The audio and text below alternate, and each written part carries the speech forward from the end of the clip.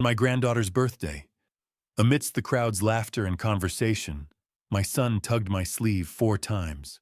I suddenly realized it was the old signal, the secret code we hadn't used in 20 years.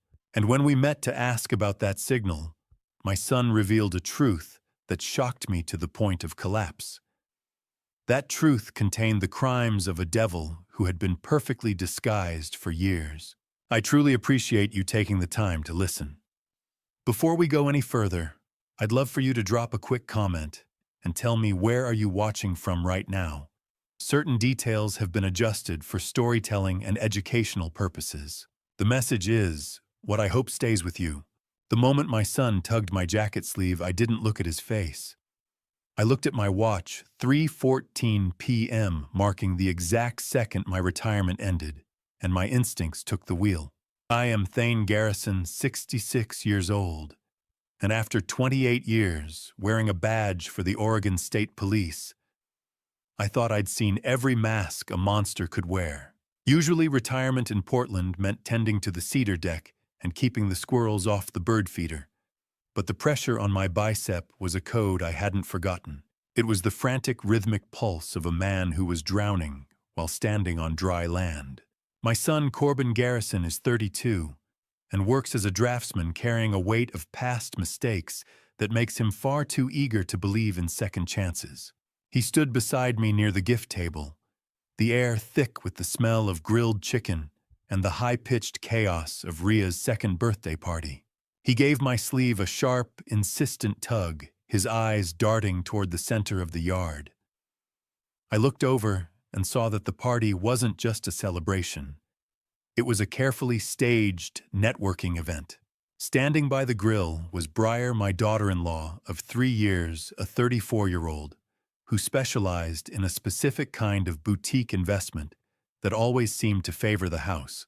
She was holding court with our most affluent neighbors, the Millers and the Kensingtons, her posture perfect, and her smile as bright as the expensive Chardonnay glinting in her glass.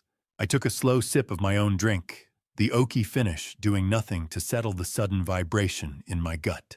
You spend 30 years hunting wolves and you start to smell the iron in their blood before they even open their mouths. I watched Briar gesture toward a glossy prospectus on the patio table, her voice carrying just enough to reach me over the sound of children laughing. Corbin's fingers tugged my sleeve for the second time, a desperate, silent plea for intervention that he couldn't vocalize. I saw the way Briar leaned in toward Mr. Miller, her expression one of practiced intimacy. She was talking about a limited intake window, a phrase that usually precedes a financial shearing. I moved closer, my analytical mind cataloging the scene with the cold precision of a crime scene investigator. Briar noticed my approach and didn't flinch.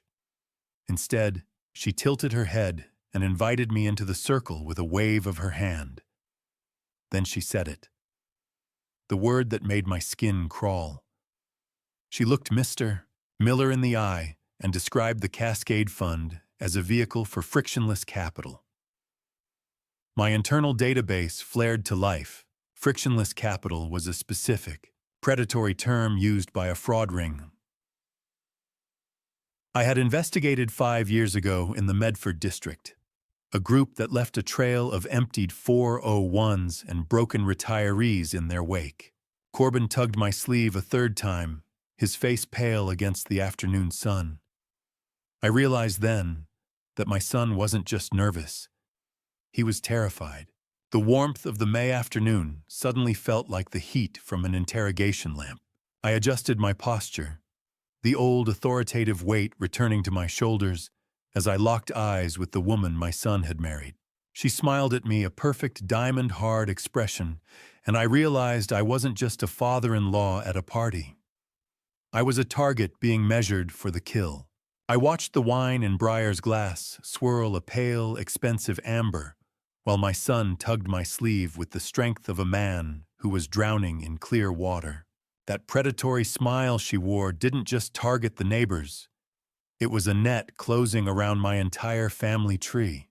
Corbin didn't say a word, but the message in his grip was loud enough to rattle my teeth. I allowed him to guide me away from the laughter and the clinking silverware. moving toward the weathered cedar fence at the back of the property, where the damp smell of mulch and cedar offered a thin veil of privacy. We reached the shadow of the tall laurel hedge, and that was when he did it. He delivered the fourth tug on my sleeve, a sharp, rhythmic, and desperate pull that bypassed my brain and went straight to my adrenaline. "Don't look back, Dad," he muttered, his voice strained as if he were holding back a physical weight. "Just walk with me." I stopped and turned to him, my voice dropping into that low-level frequency I used when a perimeter had been breached. "I felt it, Corbin," I said. "I'm here. Tell me." He swallowed hard, his pupils dilated so wide they nearly swallowed the blue of his irises. "Dad!" She already moved a check. He whispered the words, tumbling out in a rush. A pre-allocation check from our joint account. She didn't even wait for my final signature. She just took it. The air in my lungs turned to cold lead. My mind, usually a fortress of calm analysis, suddenly felt the static of the party fade into a singular, piercing frequency. How many fathers spend 20 years building a bridge of trust, only to watch a stranger set it on fire with a smile and a glass of Chardonnay? The betrayal wasn't just financial. It was a total violation of the sanctuary I had tried to build for him. My memory involuntarily jerked back to a Christmas dinner in 1999. Corbin was 7, trapped in a corner by my brother Uncle Vernon, a man who could discuss the intricacies of municipal sewage systems until the sun went down. Corbin's eyes had been glassed over then, the same way they were now, to save him from social exhaustion without causing a family rift. I had invented the code 3 tugs on the sleeve, meant the exit door was open and I was coming to get him. We hadn't used it since his freshman year of college yet. Here it was, resurfacing like a flare launched from a sinking ship. The memory of that 1999 Christmas wasn't a soft blanket. It was a whetstone sharpening my resolve until it hummed with a dangerous edge. I looked at my son, seeing the 32-year-old man who was still in this moment that vulnerable boy in the corner. "It's worse than the money, Dad," he continued, his voice a jagged whisper that cut through the rhythmic hiss of the nearby sprinklers. "She's been coaching Rhea. She's teaching a 2-year-old to repeat phrases about investment growth and the Cascade Fund when she's around you. She's using the baby to soften you up." The taste of metallic adrenaline flooded my mouth. I looked back toward the house, seeing Briar's silhouette through the sliding glass door. "She isn't waiting for me to say yes anymore." Dad, Corbin said, his hand finally dropping from my arm. "She's already started the transfer. There is a specific kind of silence that follows a crime, a heavy hollow ringing in the ears that only those who have carried a badge truly recognize." As the last of the guests trickled out and the backyard gate clicked shut, that silence settled over my home like a shroud. Corbin had left with Briar, his face a mask of artificial composure that didn't fool me for a second. His revelation about the unauthorized transfer was a jagged hook in my gut, pulling tighter with every breath. I stood in the kitchen, the smell of leftover birthday cake mingling with the sterile scent of dish soap as the dishwasher began its rhythmic hum. My wife Ilara, a retired principal who could read a student's lie from across a crowded gym, was already watching Briar with a stillness that mirrored my own. She didn't ask what Corbin said near the fence. She already knew. "Thane," she said, her voice low as she stacked the remaining plates. "You saw it too, didn't you? That look in her eyes when the neighbors mentioned their trust funds. It wasn't interest. It was an inventory." I nodded, the weight of my linen shirt feeling like lead. "He used the signal Ilara 4 times. He's terrified. He told me she's already initiated a transfer from their joint account without his consent." Ilara stopped a plate still in her hand. She told me something else while we were clearing the snack table. She found a hidden voice recorder app active on Briar's phone earlier today. Briar had left it face down near where we were sitting. She wasn't just joining the family. She was documenting us. Marriage is a partnership of trust. But when that trust is weaponized, It becomes a slow-acting poison that kills the heart before the victim even feels the sting. We moved through the cleanup in a shared protective trance. By midnight, the house was finally dark, but sleep was a ghost I couldn't catch. The sound of the rain against the glass started as a light tapping, growing into a steady, mournful rhythm that matched the ticking of the clock. At 11:47 p.m., my phone vibrated on the nightstand, the sudden buzz making my skin prickle. It was a text from Corbin. "I can't wait until the weekend. I'm coming over at 7. Please don't tell Briar." I stared at the message, my thumb hovering over the glass. "Whatever she started, Corbin, we're ending it tomorrow," I replied. I retreated to my study, the air here smelling of old paper and the cold metal desk I'd used for 3 decades of casework. The blue light of my phone screen felt like a cold blade in the dark as I logged into my home security interface. I needed to see if the perimeter of my digital life was as breached as Corbin's. My fingers moved with a muscle memory I hadn't used in years, scrolling through the remote access logs. My blood turned to ice. There were dozens of entries over the last 3 weeks, remote logins to my office computer. Using Corbin's credentials occurring at hours I knew my son was asleep. Briar hadn't just been raiding his savings. She had been using his access to mine my own files, my history, and my private financial records. I stared at the security log, my pulse hammering in my throat. As I realized Briar wasn't just after Corbin's savings, she was already deep inside my own financial life. The predator wasn't at the gates. She was already in the vault. I was on my 3rd cup of black coffee when the headlights of Corbin's truck swept across the kitchen wall, not the steady approach of a man coming home, but the jerky, frantic path of someone running for his life. The discovery from the night before that Briar had been hollowing out my digital privacy while I slept had left me with a bitter, metallic taste in my mouth that no amount of caffeine could wash away. I opened the back door before he even reached the porch. The gray Portland dawn was breaking through a relentless cold rain that turned the yard into a blur of charcoal and slate. Corbin stumbled inside, his denim jacket soaked through and clinging to his frame like a second heavy skin. He looked like he hadn't slept in a week. Dark bruised hollows hung under his eyes, and his hands were vibrating with a fine, uncontrollable tremor.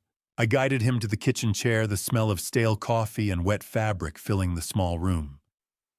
"You look like hell, son," I said, my voice low and level. "I haven't slept, Dad," he replied, his voice cracking as he slumped forward.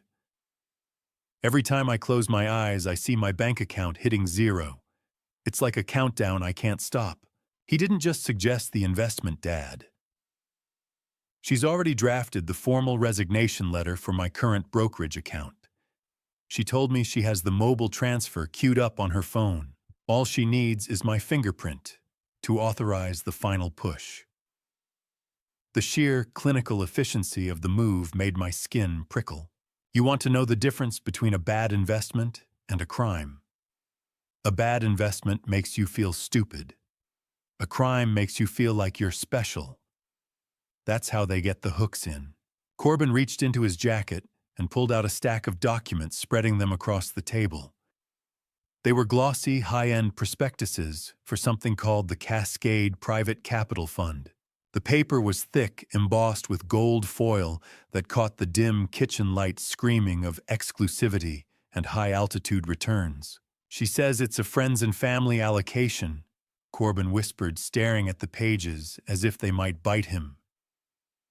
"She says I'm lucky to even get a seat at the table, that the intake window closes at the end of the month. In my experience, Corbin, the person telling you how lucky you are is usually the one holding the deck," I said, pulling the papers toward me. I felt the weight of his 401k, all $420,000 of his future, hanging in the balance of these 17 pages. The paper felt too expensive. It felt like a funeral program for a rich man's future. My eyes scanned the fine print with a professional hunger I hadn't felt since I handed in my badge. I was looking for the cracks, the small inconsistencies that predators always leave behind. I flipped to the leadership page, my breath hitching in my throat. There listed as the Director of Acquisitions was a name that hit me like a physical blow. Marcus Holt. I stared at the name, a ghost from a cold case I couldn't solve 10 years ago.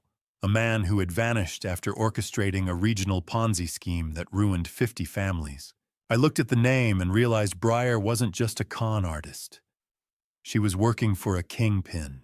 I spread the 17 pages across my mahogany desk like a deck of cards, waiting for the one that would reveal Breyer's hand.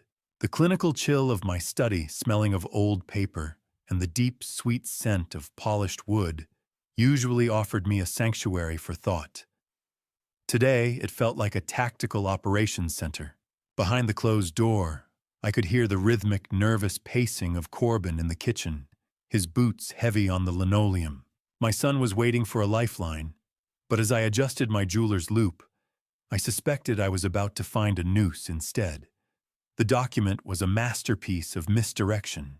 I started with the legal boilerplate, my eyes scanning for the microscopic inconsistencies in font and spacing that scream of a home office fabrication. "Nice font, Breyer," I muttered to the empty room. Too bad the registration number belongs to a dissolved shell company.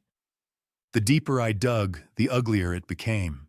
Hidden within the dense thicket of legalese was a subscription agreement clause that made my pulse jump. It didn't just ask for an investment. It granted the fund total power of attorney over the investor's entire estate in the event of market volatility. It was a blank check for total financial annihilation. Do you know why scammers use fine print? Because they know the average person's eyes glaze over after the third, whereas, and heretofore. They bet your boredom against your life savings. Most people see a mountain of paper and assume its weight equals legitimacy. I've spent 28 years knowing that the more paper someone gives you, the more they're trying to hide. I shifted my focus to the physical footprint of the Cascade Private Capital Fund. They claimed a prestigious headquarters on West Georgia Street in Seattle. I logged into a private investigator's database I'd kept active since retirement, cross-referencing the suite number. My lip curled in cold satisfaction. The address was a Level 1 mail forwarding service, a $40 a month digital mailbox sandwiched between a dry cleaner and a defunct travel agency. No multi-million-dollar fund operates out of a strip mall mailbox. I looked at the 18 to 22% return claims, highlighted in bold. They weren't just optimistic. They were statistically impossible signatures of a classic Ponzi scheme, the same kind Marcus Holt had used to bleed families dry a decade ago. My hands were steady, but the air in the room felt heavy, like the atmosphere before a Pacific Northwest thunderstorm. I knew the hunter's trail when I saw it, and the scent here was foul. As I reached the final page, a specific detail stopped my heart. The document had been customized with a list of collateral assets. It didn't just mention Corbin's accounts. It listed the specific appraised value of my own home and the inventory of my private coin collection, details Corbin had never mentioned to Breyer. Details he barely knew the specifics of himself. She hadn't just been raiding Corbin's heart. She'd been inventorying my life through the digital back door I'd found open last night. I turned to the signature line and saw it. Tucked into the bottom corner was a faint digital watermark of a stylized ghost. It didn't belong to any legitimate financial institution. It was a personal logo I'd only seen once before on a cold case file involving an international forgery ring that specialized in high-value identity theft. Breyer wasn't just working for Holt. She was the precision instrument of a global machine. I didn't pick up the desk phone. I pulled a burner from the false bottom of my humidor, the keypad light glowing like a predator's eye in the dim study. The smell of old tobacco and cedar clung to the plastic casing as I punched in a number I'd memorized years ago and never intended to use again. I waited, the sound of static on the line humming in my ear while I watched the rain lash against the window pane. Somewhere in the house, a floorboard creaked, Corbin likely still vibrating with the shock of Marcus Holt's name. When the line finally clicked open, the voice on the other end was sharp, cautious, and unmistakably professional. Thane Michelle Torres asked, her tone shifting from formal to surprised. "You haven't called this line since the 2021 retirement party." Michelle Torres had been my best investigator for 6 years, a woman with the patience of a sniper and a mind that processed data like a supercomputer. I leaned back into the shadows of my chair, my voice dropping into that low, authoritative frequency. "I've got a dry run being repeated in my own living room, Michelle. I need the deep dive." I told her about the ghost watermark I'd found on the Cascade Fund documents. There was a pause, a heavy silence that lasted 3 beats too long. "That mark isn't just a signature, Thane," she said, her voice dropping an octave. "We've seen it in 3 active Pacific Northwest fraud cases this quarter. Our intel suggests it belongs to a forger currently suspected of working for the Canadian mob, not just some independent ring." The air in my study suddenly felt colder. In my world, a coincidence is just a piece of evidence that hasn't found its partner yet. This wasn't just about a greedy daughter-in-law. This was about an incursion. I provided the name and social security number I'd lifted from Corbin's tax returns, Briar Vane.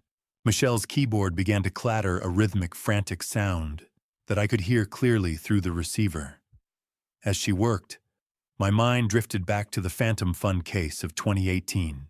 We'd chased shadows for months, while 3 families were systematically stripped of their homes and dignity. That was a dry run too, a test of the fences before the real predators moved in for the kill. "A clean record isn't a sign of innocence," Thane Michelle muttered, as the search results populated. "It's a sign of a high-budget janitor. Briar Vane's digital footprint is scrubbed so white it's blinding.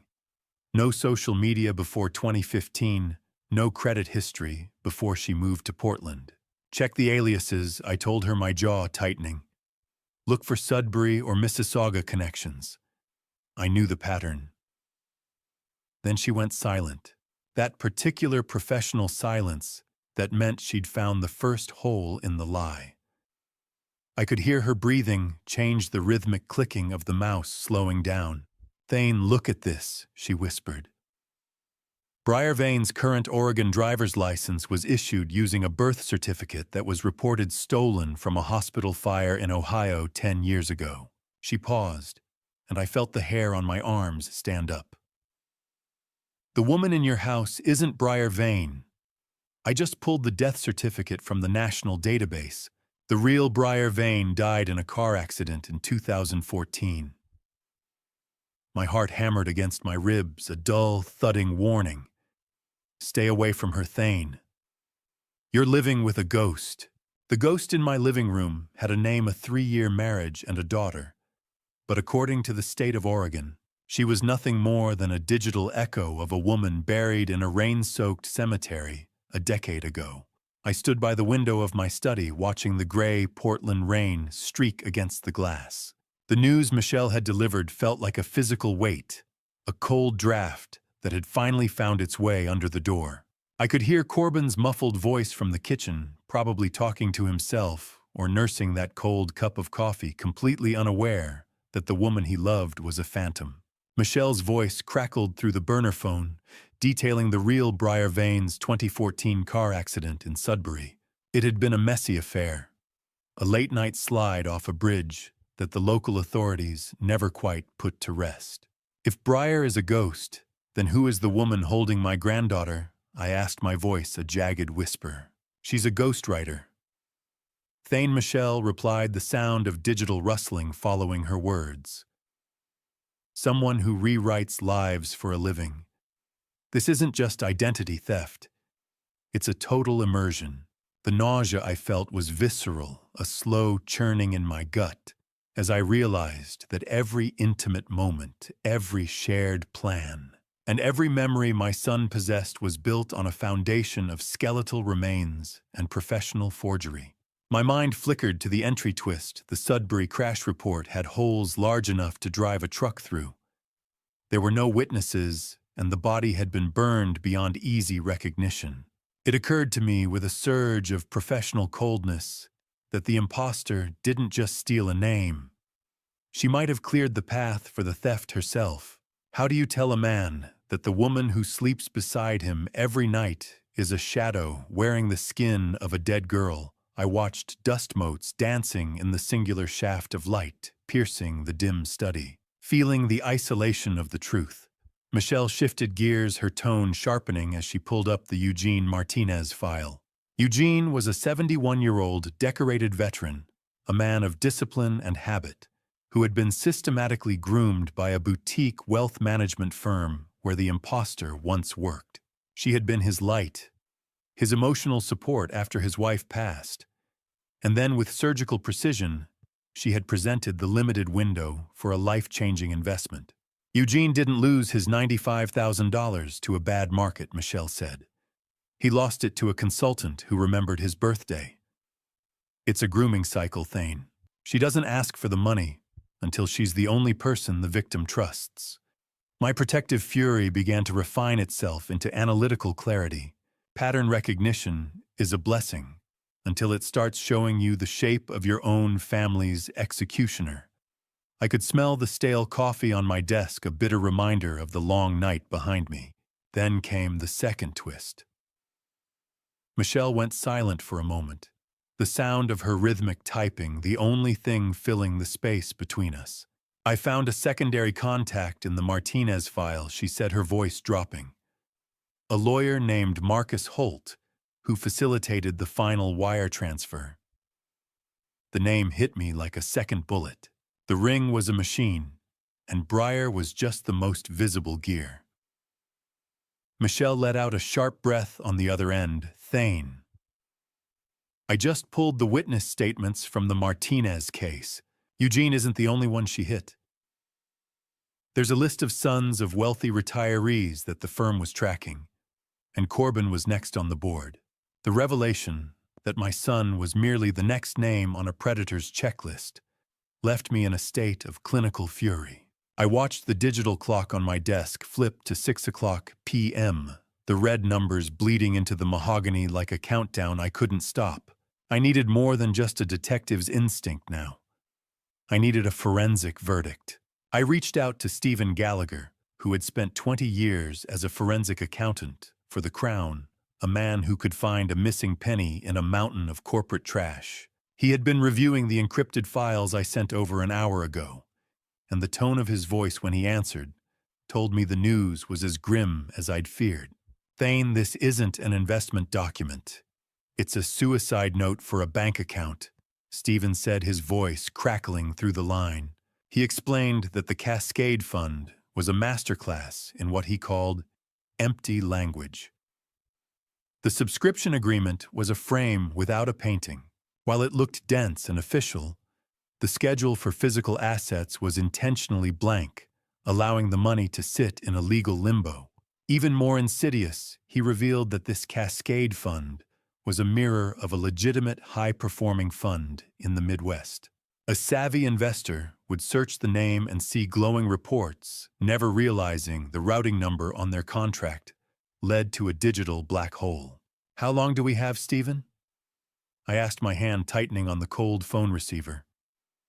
Give it to me in hours, not days. 72 hours, he replied. That's all it takes to turn a man's life's work into a string of zeros in a Cayman Islands server. He called it the laundry cycle. Once a wire transfer hits the primary intake, in this case, a BC credit union, the money has a half-life of 3 days. They split it, layer it through multiple shell companies, and then it simply evaporates. With the month-end deadline looming, I realized we weren't just in a race. We were in the final 48 hours of Breyer's grooming phase. She wasn't just moving money, she was erasing it.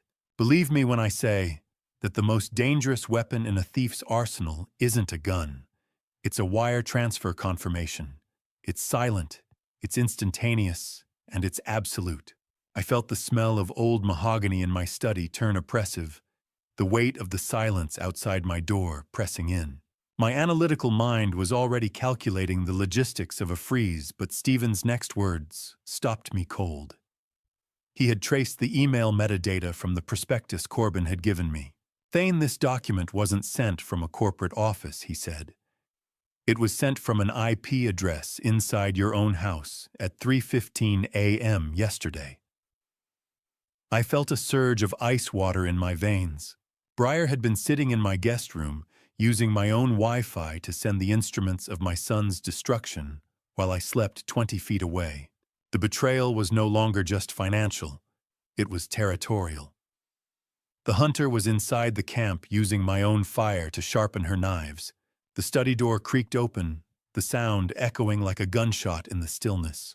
I looked up to see Corbin standing there, his face as white as a sheet, the sight of his dilated pupils telling me the grooming had reached its breaking point. "Dad," he whispered, his voice trembling so hard it barely carried across the room. "Briar just asked for my login. She says the window is closing tonight. She says if I don't move it now, we lose everything." The sound of my chair scraping against the hardwood floor was the only warning I gave before I stood up to catch my son. Corbin looked like he was about to fold into himself, his knees buckling under the weight of the demand Briar had just leveled at him. I didn't wait for him to process the fear. I grabbed my jacket and forced him toward the front door. We were in my car and moving toward his apartment within minutes, my hands gripping the wheel with the reckless precision of a patrolman heading toward a 1033 officer in need of assistance. The gray Portland morning blurred past us, but my mind was already inside his four walls, scanning for the trap. When we entered his living room, the smell of stale air and unwashed laundry hit me like a physical blow. My eyes immediately began to sweep the perimeter, looking for the telltale glint of a camera lens or the subtle disruption of a recording device.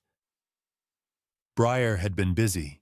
The space had been subtly rearranged into a theater of productive anxiety. Stacks of glossy, fake financial magazines were fanned out on the coffee table, and an opportunity board stood in the corner covered in charts and upward-sloping lines. I forced Corbin to sit on the sofa, making him put his phone face down as it vibrated incessantly with incoming texts. "Put the phone down, Corbin." I commanded, my voice dropping into the flat, authoritative tone of a lead investigator. "You are not an architect right now. You are a witness." He looked at me, his hands shaking so hard he had to tuck them under his thighs. "She says if I don't do it now, we lose everything," he whispered. "The house, the school fund for Rhea, everything." I knelt in front of him, forcing him to meet my eyes. It wasn't just the money, and I knew it. There was a deeper hook. I watched him crumble as he finally admitted the truth. Briar hadn't just found the records of his hit-and-run DUI from his lost years. She had actively harvested them. Shame is a predatory animal. It waits until you're tired, then it bites into the softest part of your history and doesn't let go. She told him that if he didn't sign over the funds, she would anonymously leak the dashcam footage to his firm and the Child Services Board. It would be the end of his career and his custody of Rhea. I felt a cold, jagged fury rising in my throat as I realized she had even paid Marcus Holt to track down the original arresting officer and bribe him for the unedited footage. "She didn't find those records, Corbin," I said, my voice like iron. "She manufactured a cage for you. She fed your shame to keep you on a short leash. The woman he loved hadn't just built a life with him. She had built a prison with glass walls." Corbin looked at the wall clock, the rhythmic ticking sounding like a hammer on a nail. "He'll be here at noon, Dad," he said, his voice a hollow reed. Briar scheduled a notary to come by and finalize the liquidation papers. She told me he's a close family friend who handles all her sensitive legal work. She called him Marcus. My blood turned to ice as I realized the kingpin wasn't just pulling strings from the shadows anymore. He was coming to the front door. The realization that Marcus Holt was walking toward my son's front door turned the drive home into a blur of cold, focused adrenaline. If they were hitting Corbin this hard, applying pressure to every fracture in his history, then my own house was likely already compromised. I returned home late Tuesday night, the Portland rain slicking the driveway into a dark mirror. I had left Corbin under Alara's watchful eye, at a secure location a friend's cabin where the perimeter was clear and the phone lines were dead. Stepping into my own study, the air felt heavy, as if the room itself was holding its breath, while I reached for the hidden keypad behind the first edition Hemingway. The smell of gun oil and old books usually brought me a sense of order, but tonight it felt like the scent of a tomb. I punched in the code, the safe's electronic beep sounding like a gunshot in the midnight silence. I opened the floor safe, initially relieved, to see my collection of gold eagles and Morgan silver dollars seemingly intact. I began a methodical inspection, driven by the professional paranoia that Breyer's access to this house was never just about babysitting Rhea or playing the part of the doting daughter-in-law. I pulled out a 1907 St. Gaudens double eagle, the crown jewel of my retirement hedge, and felt a sudden sickening lightness in my palm. My stomach dropped. I checked the digital log on the safe's interior panel, and my blood turned to ice. The safe had been accessed 3 months ago using Ilara's biometric bypass. It was impossible. Ilara never came in here alone, and she certainly never touched the coins. I realized with a jolt of horror that Breyer must have recorded Ilara's fingerprint while she was sleeping, or perhaps lightly drugged during one of those spa nights Breyer was always arranging. A man's home is his castle, until he realizes the Queen has been selling the bricks from the inside out. My sanctuary had been turned into a showroom for a thief who didn't even need a crowbar. I moved to my workbench, clicking on the overhead lamp. I used a precision scale and a digital caliper to test the St. Gaudens, the digital scale's high-pitched tinkle echoing off the mahogany walls. The weight was off by exactly 0.4 grams. I adjusted my jeweler's loop, my eyes stinging as I searched the rim of the coin. There they were, the microscopic tooling marks, the same ghost signature I had found on the Cascade Fund documents. It was a high lead core Chinese counterfeit, a perfect visual replica that held absolutely no value. I went through the rest of the tray, my heart hammering a rhythm of pure clinical rage. Over 40% of my collection had been systematically swapped for worthless metal slugs. Metal. It's just painted lead, I whispered to the empty room. She's been walking through my house and stealing my past while I was making her tea. How many times had I sat in this very chair, bragging to her about the rarity of a coin that was already sitting in her purse? My hands were trembling as I reached for the felt-lined case of a fake Morgan dollar. As I tilted the case, a small black object tumbled out. It was a GPS tracker, no larger than a button hidden inside the hollowed-out center of the counterfeit case. I stared at the tracker's blinking red light and realized Breyer wasn't just a thief. She was a jailer, and I had just walked right back into the center of her web. The phone in my pocket buzzed, the vibration feeling like an electric shock against my leg, but I didn't answer it. My eyes were fixed on the tracker's blinking red light, a silent confirmation that the woman my son loved had turned our lives into a controlled experiment. I spent the rest of the night in a state of icy clinical rage, calculating every move she had made while I was playing the part of the doting grandfather. By Wednesday morning, the rain had settled into a gray, insistent drizzle. I stood in the bank's sterile lobby, watching my son's hands shake as he handed his ID to the teller, a man about to realize that the vault protecting his family's history had been hollowed out from the inside.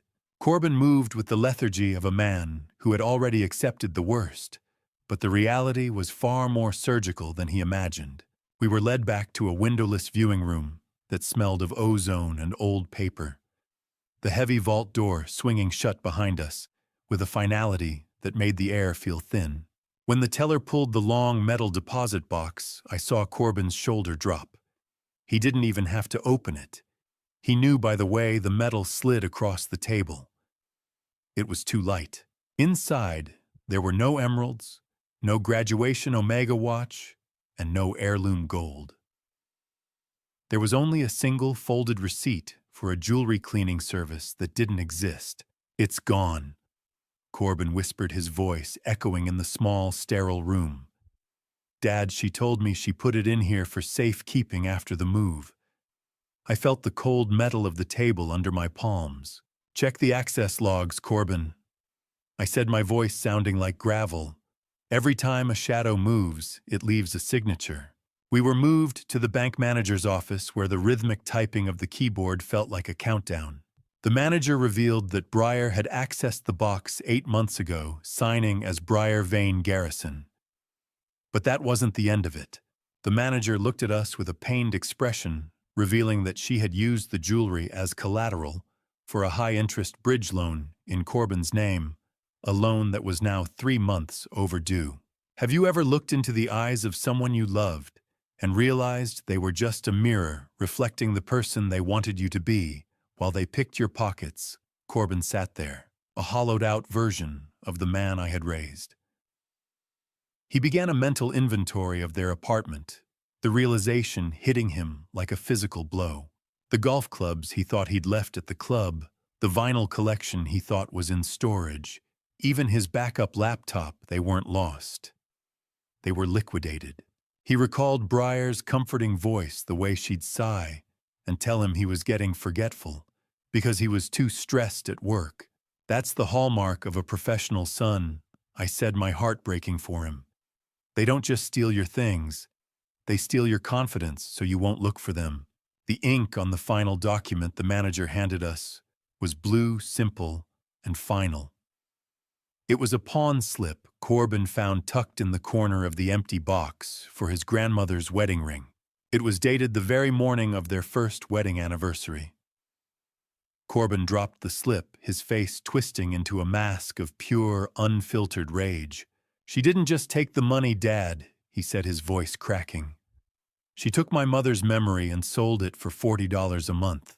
The drive from the bank to the state police HQ was the longest 10 miles of my life, the silence in the car vibrating with Corbin's raw, wounded fury.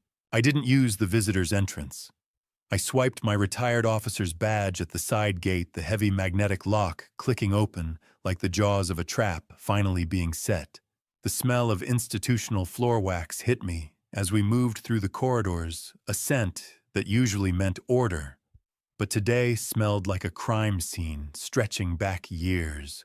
Michelle Torres was waiting in a secure briefing room, her face lit by the cold blue glow of a digital map displaying a multi-state fraud ring. She didn't waste time with pleasantries. "They don't want the 401k, Corbin," she said, her voice dropping as she pulled up a series of decrypted emails. "That's just the appetizer. They're after the main course." The map showed 12 families targeted across 5 states, all following the same predatory cycle. Then she dropped the first hammer. Briar had already applied for a life insurance policy on Corbin, including a double indemnity clause for accidental death. My son's face went pasty. His eyes fixed on the screen as the implication of a permanent exit strategy settled into the room. "Look at the timestamp on this email," Michelle continued, pointing to a message from Marcus Holt. "She was planning your chance meeting at the gym 6 months before it actually happened. How many accidental tragedies are actually just the final line of a well-written script?" I felt the cold laminate of the briefing table under my palms as I read the specific directives Briar had received. This wasn't just about Corbin's savings. It was a long-game infiltration. The goal was my probate information, my private security codes, and the total liquidation of the Garrison estate, all 2.8 million of it. Every family holiday, every Sunday, roast, every single time I let her hold my granddaughter while I made tea was nothing more than a reconnaissance mission. She wasn't just marrying into this family. She was being deployed into it to map my safe and my digital footprint. The gym membership, the random coffee spill, the wedding vows, all of it was a ledger entry. I felt a deep structural betrayal that went beyond money. It was the violation of my sanctuary, the weaponization of my son's need for love against the very person he should have been able to trust most. Pattern recognition is a cop's greatest tool, but seeing it applied to my own family felt like a slow-motion execution. Michelle tapped a final key, bringing up a grainy surveillance photo from a park. It showed Breyer meeting with a man whose face made my pulse hammer against my ribs. It was the same officer who had arrested Corbin for his DUI years ago. The realization hit me with a sickening thud. The arrest hadn't been a piece of bad luck, she discovered. It was a staged event to create the shame they needed to control him. My hands gripped the edge of the table so hard, the wood groaned in the quiet room.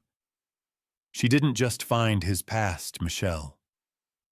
I whispered, my voice thick with a lethal clinical rage. She manufactured his downfall to make herself the only person he could trust. We weren't looking at a wife anymore. We were looking at a saboteur who had been living in our guest room. The walk back to the parking lot from the state police headquarters felt like walking through a minefield that I finally had the map for. Every shadow in the concrete garage seemed to harbor a hidden agenda, and the icy, focused adrenaline in my veins made the steering wheel feel like a cold, skeletal extension of my own arms. Most people think of history as something that happens to you, but as I sat in the blue glare of my monitor back in the study, I realized my son's life had been a script written by a stranger 3 years before they ever met. The hum of the computer cooling fan was the only sound in the room, save for the rhythmic clicking of my mouse as I waded through the encrypted data dump Stephen Gallagher had just sent. It was a digital autopsy of Breyer's history. Stephen had managed to recover search logs from a laptop she'd attempted to scrub clean back in 2021. I scrolled past the mundane until my breath hitched. My own name appeared. Thane Garrison. Then Oregon State Police retirement date. Then estimated pension value. She'd searched my net worth and the actuarial tables for my lifespan months before she ever introduced herself to Corbin. My son wasn't the target.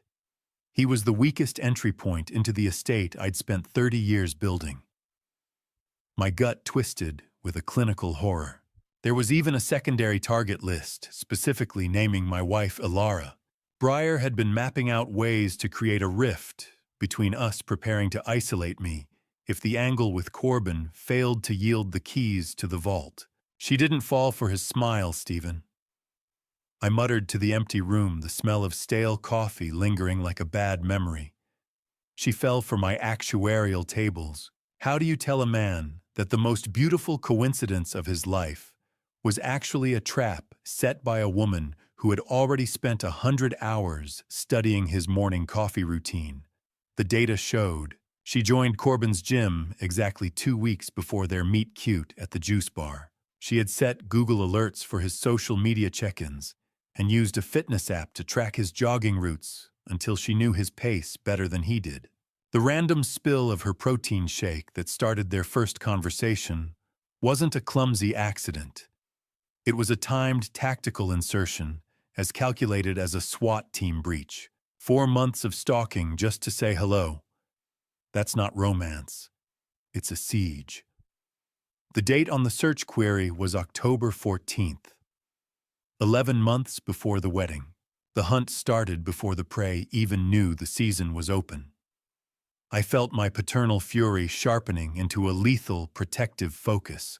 My touch on the cold desk surface was steady, but my mind was screaming at the violation. I reached a folder of images recovered from a deleted cloud drive and felt the hair on my neck stand up.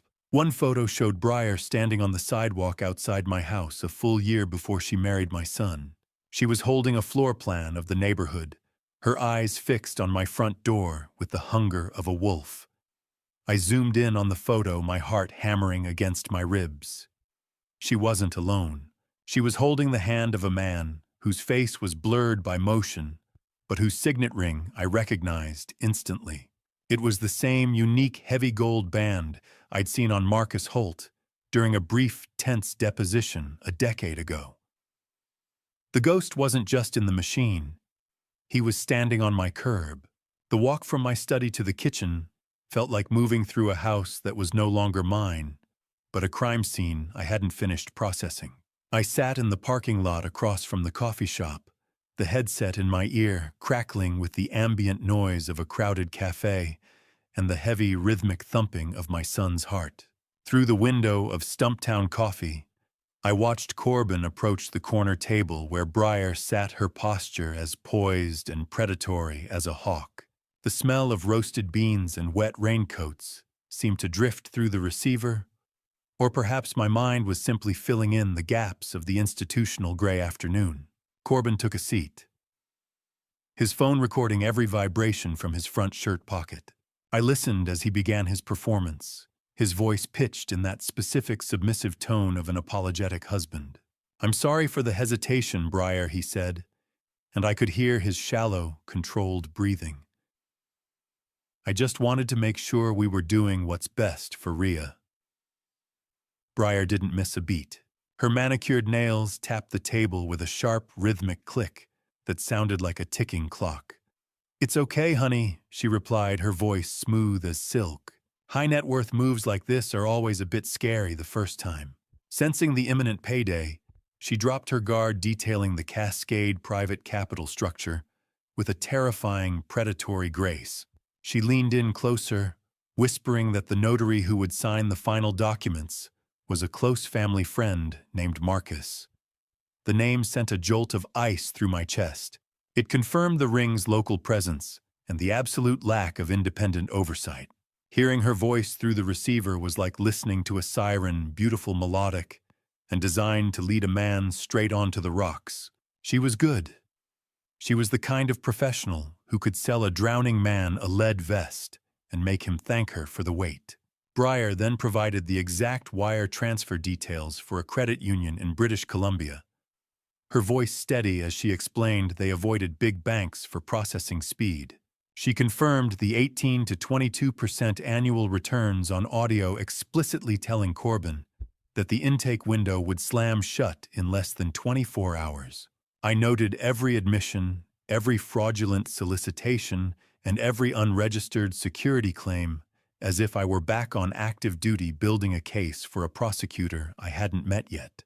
"The money will be working for us within 72 hours of the transfer hitting this account," she promised. 72 hours, Corbin repeated, and I could hear the grit in his voice. "And then it grows 3 times faster than a standard 401k. How many times had she sat across from a victim and watched the hope in their eyes while she planned their bankruptcy? As Corbin stood too, Leave Briar's voice took on a playful, chilling edge. She mentioned she'd already packed a bag for a surprise celebration trip to Vancouver. The satisfaction of the trap being set was instantly replaced by a cold, hard urgency. She wasn't just planning a vacation. She was ready to flee the moment the wire cleared. Corbin walked out into the rain, his face deathly still as he passed my car without a glance. He reached the sidewalk and whispered into the hidden mic, the sound of an espresso machine hissing in the background of the recording, finally cutting out. "She's ready, Dad. She's already got the passports in her purse." The drive back to my house was a hollow exercise in forced composure. Beside me, the recording in Corbin's pocket felt like a live wire humming with the predatory details of Briar's exit plan. I didn't say much. I couldn't. My mind was already racing past the wire transfer toward a darker possibility that had been flickering in the periphery of my professional intuition for weeks. There is a specific kind of cold that starts in a detective's gut when he realizes the family tree he's been watering is actually made of plastic and lies. When we walked through the front door, the smell of lavender baby lotion greeted us, a scent that should have been comforting, but now felt like a floral shroud over a crime scene. Rhea, my 2-year-old granddaughter, was a bundle of curls and innocent laughter, who had no idea she was the primary leverage in a multi-million-dollar war. She was playing on the rug with a set of wooden blocks, the sharp, clattering sound echoing against the hardwood floors. I sat in my armchair and watched her with a clinical eye I usually reserved for witness statements. I recalled the emergency birth at a small hospital 3 hours away, a frantic night, where Briar had aggressively refused to provide the Garrison family's genetic history for the medical records, citing some vague privacy concern. Now I noted the discrepancies. Rhea lacked the garrison height that had defined our men for 4 generations. Her eye color and earlobe structure traits I knew were dominant in our line were completely absent. "She's getting so tall, Briar," I remarked, my voice steady despite the hammering in my chest. "She doesn't have that classic garrison height, though." Briar barely looked up from her phone, her manicured fingers flying across the screen. "Genetics are a roll of the dice, Thane. You know that." She stood up and reached into her diaper bag, and as she pulled out a rattle, I saw the edge of several documents. My heart stopped. They were Canadian travel consent forms already filled out and forged with Corbin's signature. How far would a predator go to ensure their leverage? Would they steal a child's bloodline just to keep the ransom high? I've seen men killed for a few $100s. For $2.8 million, a whole identity is just a line item on a spreadsheet. When Briar's phone rang and she stepped into the kitchen to take the call, I moved. My hands, which shouldn't have been shaking after 30 years on the force, reached for Rhea's discarded pacifier on the coffee table. The pacifier was still warm, a piece of plastic holding the truth of my son's entire existence. I used a sterile cloth from my study to bag it, the movement practiced and swift. I looked at Rhea, who was staring at me with wide, slightly glassy eyes. I realized then why she had been so lethargic lately.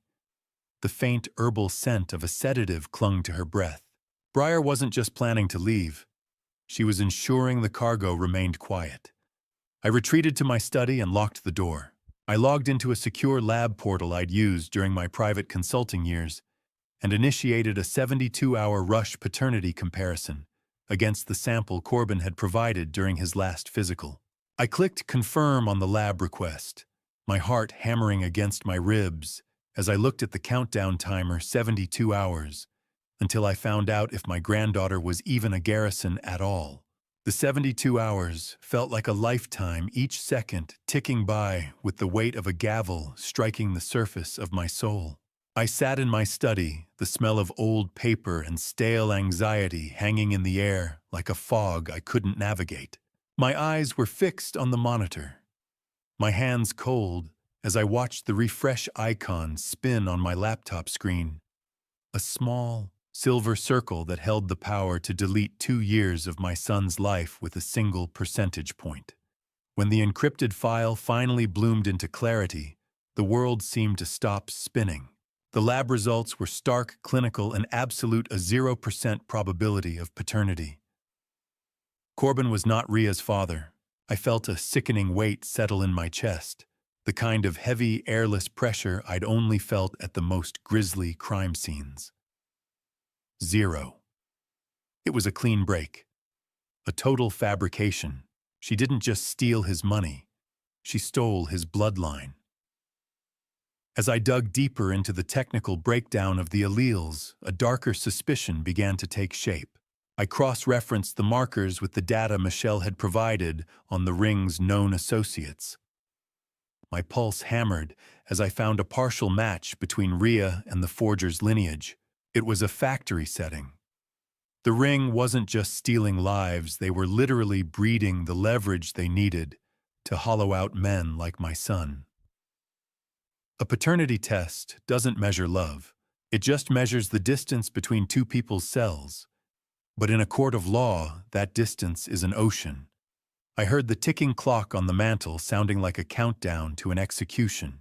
I called Corbin into the study. He walked in with a hopeful, questioning look that I had to extinguish with a single glance. I showed him the monitor. He didn't scream or rage. He simply collapsed into the cold leather chair, his ragged breathing the only sound in the room. The silence was heavy with the sound of a man's heart breaking into jagged pieces. "She's not mine, Dad." He whispered, his eyes red and unfocused. All this time I was just a placeholder.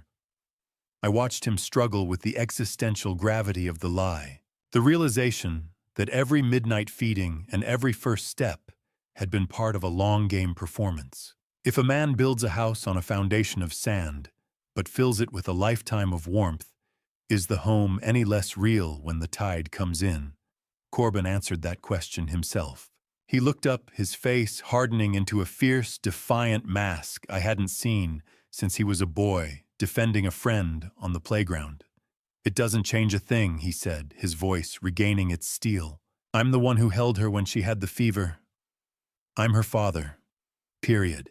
He then revealed a detail that made my professional blood run cold. Breyer had claimed a medical emergency shortly after the birth that prevented any further children. It was a move to ensure Rhea remained the sole undisputed heir to my estate. The premeditation was a suffocating shroud. Corbin stood up, wiping his eyes with a shaking hand, his resolve as sharp as a razor. "If she thinks she can use a lab report to take my daughter to Canada, she's forgotten whose son I am." The drive to the federal building was the longest silence we'd ever shared, the DNA report sitting between us on the console like an unexploded bomb. I watched my son out of the corner of my eye, seeing the way he gripped the door handle until his knuckles were ivory white. He didn't look shattered anymore. He looked forged.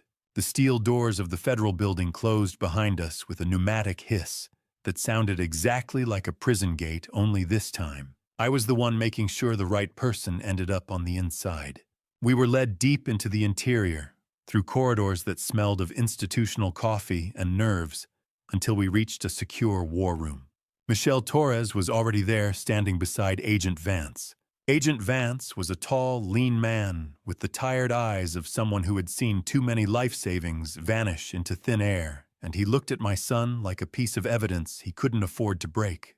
The room was dominated by digital maps on the wall, glowing with the heat signatures of a multi-state investigation. "We've been chasing this cell for 18 months, Vance said, his voice as dry as parchment. "Your son just handed us the keys to their kingdom." He played the audio recording from Stumptown Coffee, the sound of audio feedback making me wince, but the words were clear enough to hang a dozen men. Breyer's voice, detailing the wire fraud, was the smoking gun they needed. However, Vance's expression remained grim. He revealed that while they had flagged Breyer's passport at the Canadian border, they were legally hamstrung until she either attempted to cross or signed the final fraudulent documents scheduled for the morning. How do you breathe normally when you know the woman sleeping 3 feet away is a viper waiting for the sun to rise? That was the question hanging in the air as Vance outlined the tactical plan.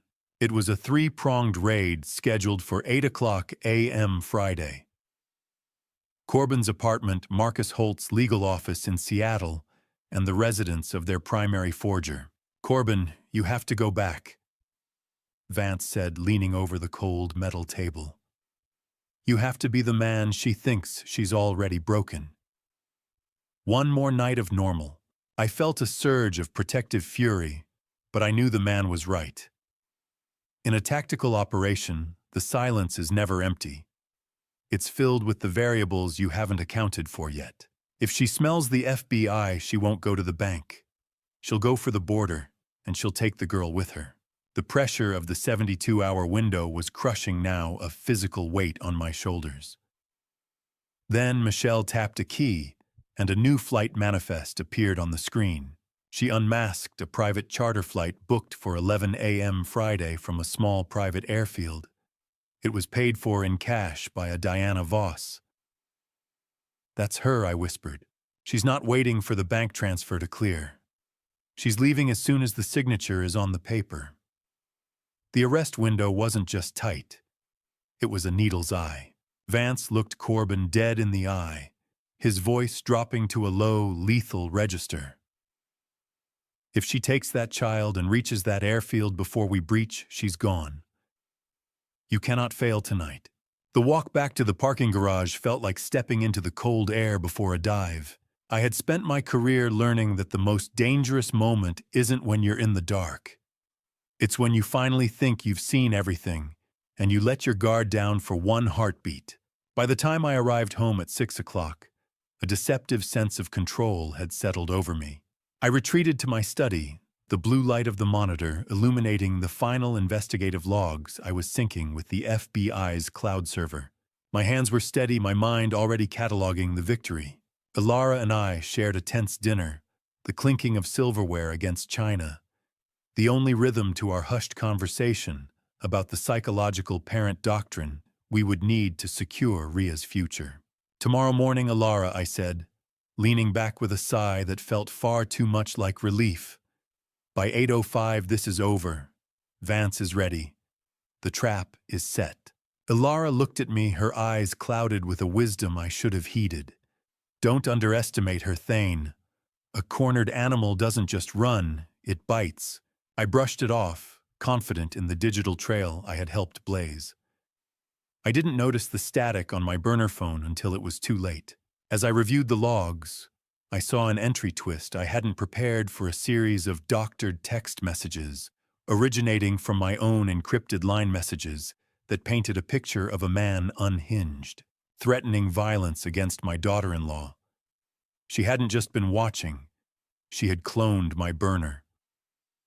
The paper felt heavier than a lead coin. It was a court-ordered blindfold. The chime of the doorbell at 6:30 didn't sound like a delivery. It sounded like a funeral bell.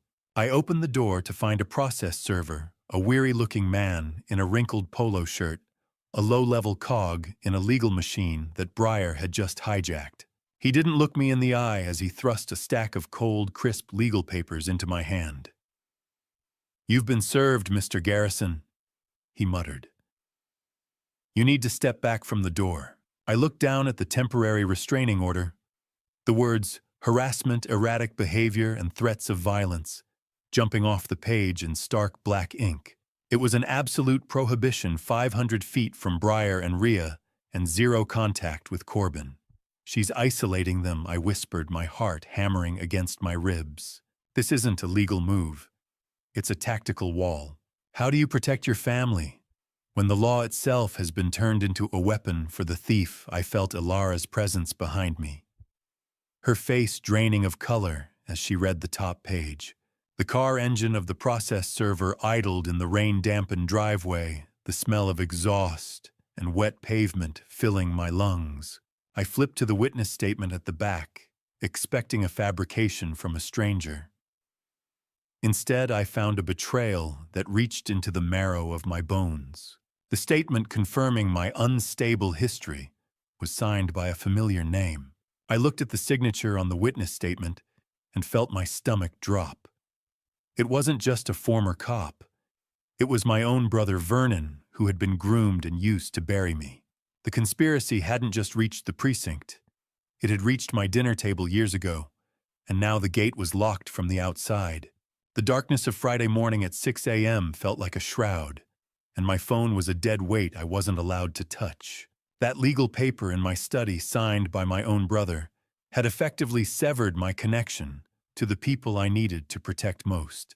I sat in the silence of my kitchen, a prisoner of a temporary restraining order, while across town the trap Breyer had built was snapping shut. I could almost hear the gears grinding.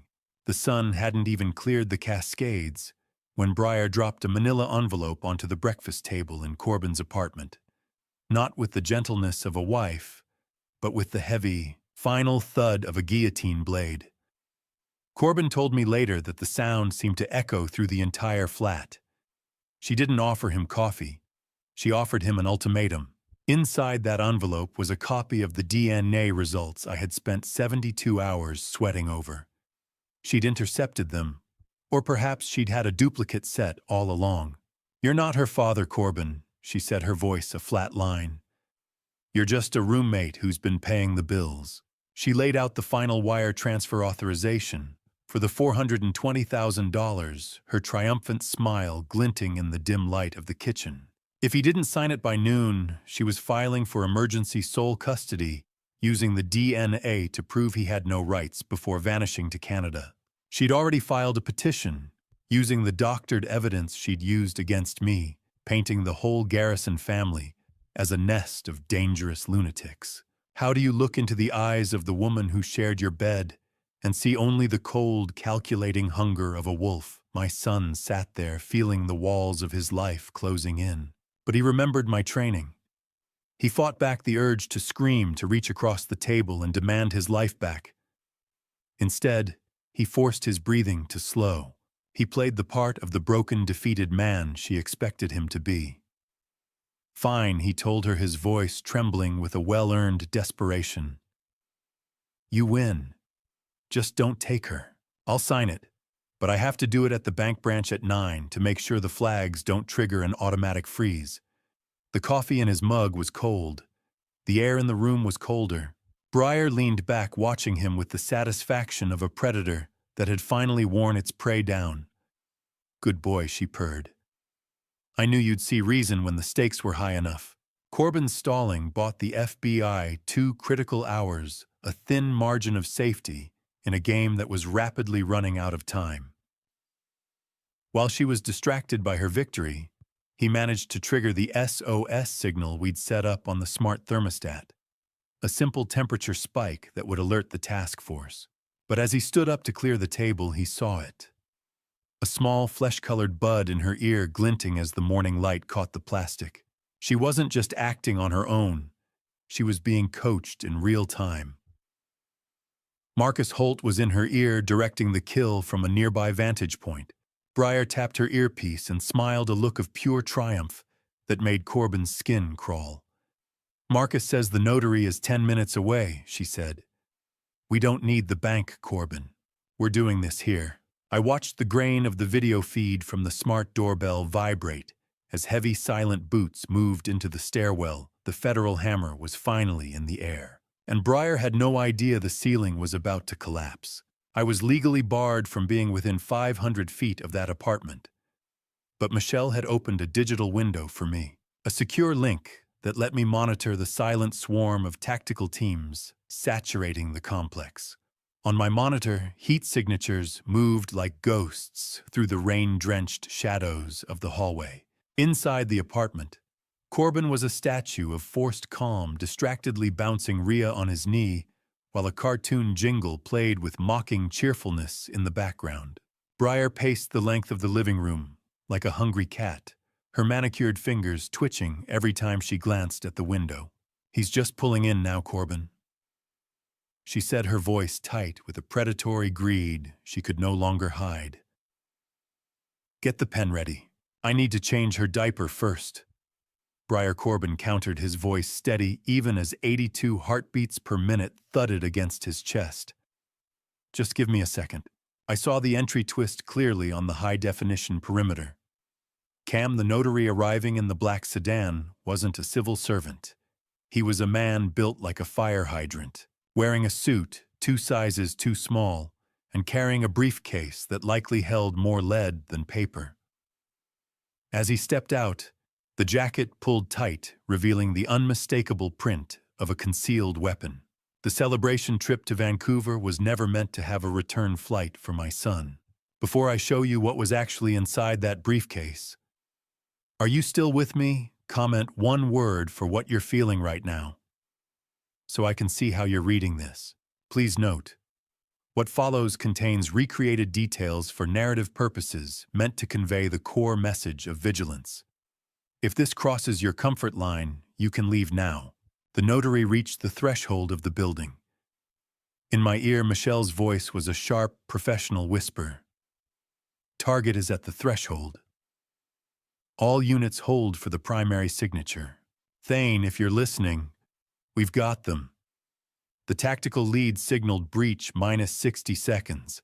I adjusted the contrast on my screen, my hands gripping the control joystick until my knuckles were white. How many families had been destroyed by this exact sequence of events before we stepped into the line of fire? I felt a jolt of cold recognition as the camera panned to the street corner. There, parked 2 blocks away, with its headlights off, was my brother Vernon's car. He wasn't just a witness. He was the getaway driver, the final piece of a betrayal that made my gorge rise. Tactical agents stacked up against the wall outside Corbin's door, their weapons at the ready, black-clad shadows against the beige apartment wallpaper. Briar reached for the deadbolt, a triumphant smile lighting her face as she prepared to welcome the end of our family's history. "Come in," she called out, her voice melodic and deadly. "Let's get this over with." I held my breath, watching the lead agent's arm cock back. The notary's hand reached for the door handle just as the flashbang left the agent's hand. The world was about to turn white. The world didn't just turn white. It shattered into 1,000 jagged shards of sound and light as the front door disintegrated inward, the shockwave punching the air right out of my son's lungs. Through the grainy digital link Michelle provided, I watched the living room vanish behind a veil of dust and magnesium glare. Black-clad agents flooded the space with the terrifying efficiency of a midnight tide, their boots thundering against the floorboards I had helped Corbin polish just 6 months ago. Briar was thrown to the carpet before she could even scream, her face pressed into the very rug she had once used to groom her prey. Corbin, acting on pure instinct, dived for Rhea. He shielded her small, trembling body with his own as the notary was tackled against the breakfast table, his briefcase flying open and spilling forged documents across the room like confetti from a funeral. FBI, get down.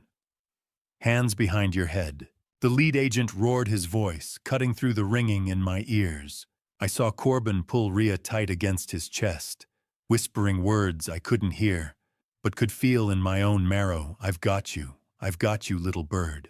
During the struggle, Briar's earpiece fell out skittering across the floor. In the silence that followed the breach, we all heard it. Marcus Holt's voice, a tinny, frantic scratching through the plastic bud barking orders to kill the lights and run. He had been watching us through a hidden camera the entire time. The smell of cordite and lavender baby lotion is a combination that should never exist in the same room. As the heavy zip ties clicked shut around Briar's wrists, her perfect wife persona evaporated instantly. She didn't cry. She snarled. Her face became a feral mask of rage, her voice a jagged blade as she screamed about the DNA results. "You're nothing," she shrieked, her eyes wild as they locked onto Corbin. "You're holding a stranger's kid, you pathetic loser. You have no rights." Corbin didn't even look at her. He stood up, his focus entirely on the child in his arms, ignoring the venom she tried to use as a curse. "She's my daughter, Briar," he said, his voice a low, vibrating cord of steel. "She's the only real thing you ever touched. You want to know what true strength looks like? It's not the guys with the battering rams. It's the man who can walk through a war zone without letting go of a 2-year-old's hand." I watched him carry her past the agents into the hallway, my own vision blurring with tears. I couldn't blink away. Paternal victory isn't always a celebration. Sometimes it's just a survivor reaching the shore. As Corbin secured Rhea in the hallway, he ran his hand over her favorite stuffed bear, feeling something hard sewn into the fabric of the paw. He ripped the seam open and found a tracking device, small and cold, realizing then that Briar intended to use the girl as a homing beacon, even if they were separated. The betrayal was bottomless. Corbin stepped out into the morning air, his shirt stained with Briar's spilled coffee and Rhea's tears, and he looked straight into the camera hidden on his lapel. "It's done, Dad," he whispered, his voice finally cracking. "But we just found the tracker in her bear. They're still coming for her." I didn't wait for the handcuffs to stop ringing in the Portland air. I was already on the secure line with Michelle, watching the digital dominoes start to topple across the Pacific Northwest. Reports flooded into the command center as the FBI hit secondary targets with the precision of a clockmaker. Marcus Holt had been apprehended in Seattle, literally 3 minutes from the runway of a private airfield, and Diana Voss was caught in a Vancouver hotel, clutching a bag filled with 3 different passports and $50,000 in cash. It was a nationwide takedown, a house of cards finally meeting a hurricane. Michelle confirmed they had recovered a central ledger, a literal blueprint for misery detailing 12 other families being systematically hollowed out. "They were planning to bleed you dry by Christmas Thane," she said, her voice heavy with the scale of it. Combined losses would have exceeded $8 million. I realized then that Briar's marriage to Corbin was just one ugly gear in a massive predatory machine. It wasn't love. It was industrial-scale harvesting. But the victory felt hollow as I watched Corbin stare at a cold glass of water in a law office 3 hours later. You can catch the thief, but that doesn't mean you get the peace of mind back. Sometimes the trial is harder than the crime. We were sitting in the office of Sarah Brennan. Sarah Brennan was a woman who wore her reputation like a suit of armor, her eyes sharp enough to cut through any lie a witness could conjure. The smell of expensive leather and law books should have felt stable, but the air was electric with a new kind of dread. The FBI revealed an entry twist that made my skin crawl. Breyer had already pre-signed Ria's adoption papers over to Marcus Holt in a different jurisdiction, creating a legal paradox intended to strip Corbin of any standing the moment she crossed the border. The law cares about blood. Sarah said, her voice a low, melodic warning. But a good judge cares about the person who changes the diapers. We have to pivot to the psychological parent doctrine immediately. If we don't, the state or Holt's remaining associates could move Ria to a foster facility by nightfall. The law is a blunt instrument. We had to sharpen it into a scalpel before the other side used it as a hammer. Corbin's face was a mask of determined anxiety. They're going to use that 0% DNA test to claim I'm a stranger, he whispered, the sound of a printer humming in the background, sounding like a death march. As Sarah flipped through the thick case file, her hand stopped on a specific page. The betrayal found a new depth. She discovered that Breyer's emergency custody petition, the one meant to bury us, had been notarized by my own brother Vernon 2 weeks prior. He hadn't just been a getaway driver. He had been the legal architect for our family's destruction. Sarah looked up from the file, her face draining of all professional neutrality. "Thane, there's one more thing," she said, her eyes fixed on a social security number at the bottom of a medical release. Breyer filed these papers under a different identity, one that belongs to a woman in Ohio who is still very much alive and has been looking for her kidnapped daughter for 18 months. The room went silent, the distant city sirens the only sound left in a world that had just reinvented its own horror. The silence of the Multnomah County Courthouse on Monday morning was deafening, a heavy pressure that seemed to hum in the very marble of the walls. I adjusted the knot of Corbin's tie as we stood before the towering bronze doors of the courthouse, his hands steady for the first time in a week, while a sea of reporters waited like vultures for the fall of the Garrison name. The taste of bitter courthouse coffee lingered on my tongue, a reminder of the long hours spent with Sarah Brennan prepping for this moment. We weren't just here to fight a fraud. We were here to save a child from being swallowed by a legal void. I gripped the cold wooden railing as we navigated the gauntlet of the lobby, the sight of the bronze statue of Lady Justice feeling more like a threat than a promise. We were led into the private chambers of Judge Holloway. Judge Holloway was a woman with silver hair and eyes like polished granite, someone who had seen 1,000 broken homes and had no patience for anything but the absolute truth. Sarah didn't waste a second. She laid out the autopsy of Breyer's identity, revealing the stolen Social Security number that belonged to a living woman in Florida. "This isn't just about custody, Your Honor," Sarah said, her voice echoing in the small room. "It's about a ghost trying to claim a living child." However, the air in the room shifted when the opposing counsel presented their own motion. From her jail cell, Breyer had attempted to appoint Marcus Holt as Ria's legal guardian, claiming he was the biological father to circumvent Corbin's standing. It was a tactical strike intended to sever the Garrison line entirely. The courthouse air was thick with the smell of floor wax and old secrets, a place where families are either mended or dismantled by a single stroke of a pen. I watched Holloway's face, searching for a crack in the granite, but she remained unreadable. "Mr. Garrison, the law is interested in facts, not your professional history as a detective," she said, her eyes shifting to Corbin. Sarah then invoked the psychological parent doctrine, the pivot we'd bet everything on. She argued that biology was secondary to the primary caregiving bond, detailing the 2 years Corbin spent as Ria's sole stable provider, while Breyer was busy manufacturing a multi-state heist. "Biology didn't read her goodnight moon 400 times, Corbin said, as he took the stand. "I did. I am the only father she has ever known, and I am the only one she asks for when she's scared. Then Corbin looked the judge in the eye. He didn't look like my little boy anymore. He looked like a man who would burn the world down for his child. The room fell silent as a court-appointed advocate added that since her removal, Ria had been calling for Dada incessantly, a detail that landed like a physical weight. But the victory was short-lived. Judge Holloway leaned forward, her expression unreadable, and her voice devoid of sentiment. Mr. Garrison, the law on biological rights is very clear. If Mr.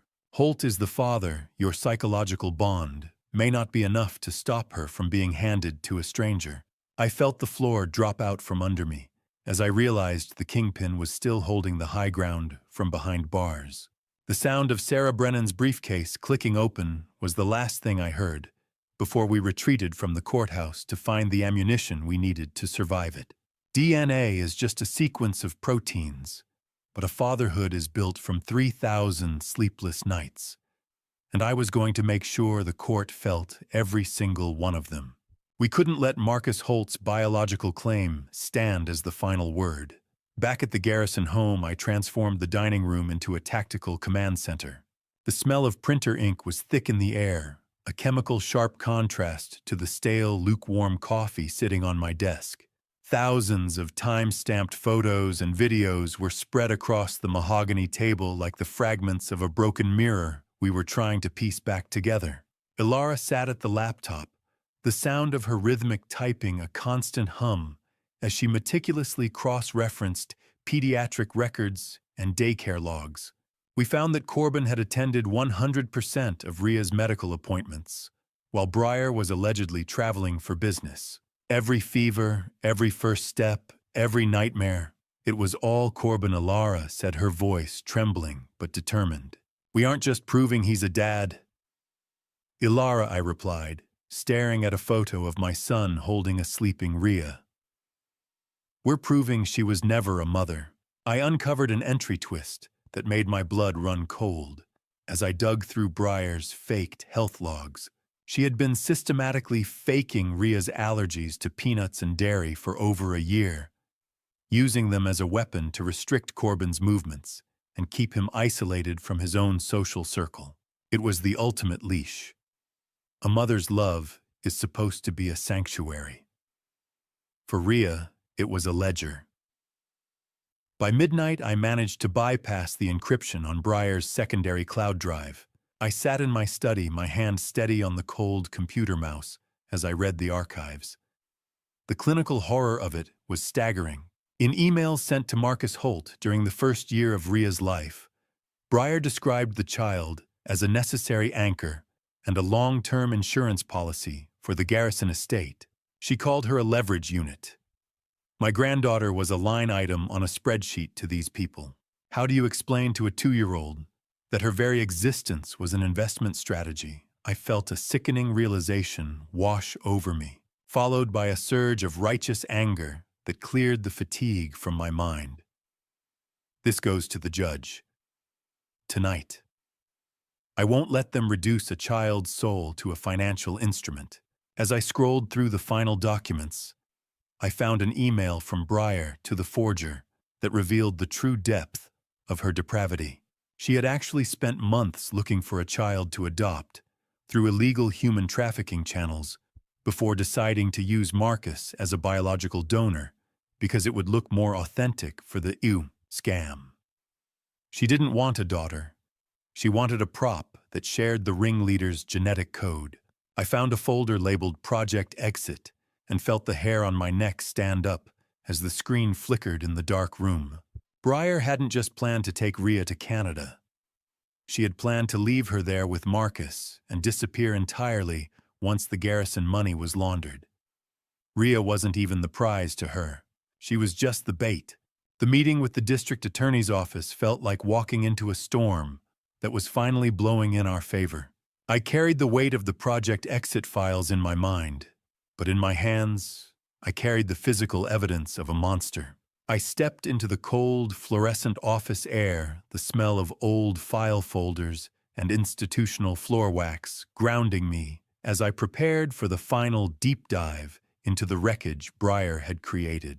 I didn't sit down immediately. I slammed a stack of 4 different birth certificates onto the prosecutor's desk, each one bearing Marcus Holt's name and a different mother's signature, the paper trail of a man who treated fatherhood like a franchise opportunity. The district attorney was a sharp-featured woman who looked like she'd been carved out of Oregon flint, and she handled the stack of fraud reports like she was loading a shotgun. She looked from the certificates to the mugshot on her monitor, where Marcus Holt's smug smile seemed to mock the very concept of justice. My investigative deep dive had yielded a sickening pattern. Holt had fathered 4 other children across Nevada, Arizona, and California, using each one as a biological anchor to claim custody of heirs to wealthy estates. Once the assets were liquidated, he vanished. I discovered that one of those leveraged children had actually been abandoned in a Canadian hospital after the scam collapsed. He doesn't want a daughter, Michelle. I said, my voice low and dangerous. He wants a key to my safe deposit box. He's a biological donor for hire for the ring. 4 kids in 5 years, and he's never paid a dime in support or attended a single school play. How do you define a monster? Is it the person who steals your money, or the one who sires a child just to use her as a crowbar? I watched the DA's face as she absorbed the affidavits I'd collected from the other mothers. The righteous indignation in the room was palpable. We then pivoted to the project exit files I'd recovered from Breyer's drive. They explicitly detailed Marcus's fee for providing the biological leverage needed for the Garrison scam. The sound of a heavy stapler echoed through the office as the DA began attaching these exhibits to her motion. We're moving to terminate his rights alongside Breyer's, she said, her eyes narrowing as she read the Arizona file. He's not a father. He's a co-conspirator. Make sure the judge sees the Arizona file, I urged. The similarities are chilling. The Arizona child was named Leo. He's 6 now. He still waits by the window for a man who only saw him as a decimal point. I felt a calculated satisfaction as the final nail was driven into the coffin of Marcus's attempt to spite-take Rhea. We were stripping away the legal shield of his biological rights by proving his intent was purely criminal. But then I noticed a detail I had missed in my haste. I realized that Marcus was planning a backup move, a lawsuit for grandparental alienation to secure a monthly settlement even if he lost custody. The greed was bottomless. The DA looked up from the Arizona file, her eyes narrowing as she pointed to a handwritten note in the margins. Thane, there's a note here. Marcus wasn't just working for Breyer. He was working for someone else, someone who's been inside your police department. The morning of the final hearing felt like the air before a lightning strike, heavy with the scent of rain and old wood. The Multnomah County Courthouse was a fortress of polished granite, but inside it smelled of furniture polish and the quiet, desperate hope of people whose lives had been picked apart by the law. The gavel didn't just fall. It sounded like a door slamming shut on a decade of shadows as I took my seat behind Corbin, my hand resting on his shoulder like an anchor in a rising tide. The room was deathly quiet, a sharp contrast to the chaotic swarm of reporters outside who were still picking over the bones of our family name. Sarah Brennan stood and began the final evidence dump, her voice a surgical instrument that left the defense no room to bleed. She presented the definitive proof of Marcus Holt's serial fatherhood for fraud schemes, connecting the dots between Breyer's fake identity and the biological exploitation the ring had perfected. I watched the district attorney lean in as Sarah detailed how the mole inside the department had attempted to shred the Arizona files that very morning. They hadn't counted on my habit of keeping redundant digital backups. My logs had caught the tampering in real time. Your Honor, we aren't looking at a mother and father. Sarah said, her eyes fixed on Judge Holloway. We are looking at a manufacturing plant for leverage. The state rests, but this child's life is just beginning to breathe. Silence. It's the loudest thing in a courtroom when a man's life is returned to him. I felt the tension in Corbin's back, a rigid line of muscle that had been holding him together for months. Judge Holloway didn't look up for a long time, her eyes scanning the mountain of evidence we had built. When she finally spoke, her summary was scathing. She spoke for 15 minutes about the fundamental violation of a child's right to safety, her words falling like stones into a still pond. She formally terminated the parental rights of the woman known as Briar Vane and the biological donor Marcus Holt. The judge invoked the best interests of the child standard, her gaze softening only slightly as she looked toward my son. Mr. Garrison, the law finally recognizes what you've known for 2 years. You are her father. Parental rights are not a weapon to be wielded by the predatory. How do you quantify the weight of a burden you didn't know you could carry until it was finally lifted? I saw Corbin's head bow, his shoulders finally shaking with a silent, tear-streaked catharsis. I kept my hand on his shoulder, feeling the tremor of relief passing through him.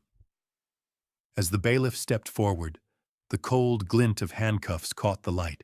Briar was let out, her face a mask of feral hatred. As she passed me, she leaned in, her voice a low, venomous hiss. You think you won. Thane Vernon wasn't just some fool I groomed. He was in deep to Marcus's guise for gambling debts long before I ever met your son. He sold you out for a clean slate. I watched her go, but my eyes snagged on a man in the back row, a face from my own precinct, who shouldn't have been there, watching the ruling with a look of cold, calculating fury. The shadow in the back of the room still haunted my steps. The walk out of the Multnomah County Courthouse felt different than the walk in the air, was thinner, cleaner. But the shadow in the back of the room still haunted my steps. I couldn't shake the memory of that face, a cold fixture from my own precinct watching our victory, like it was a personal insult. 3 months later, the Oregon rain had softened into a mild September drizzle.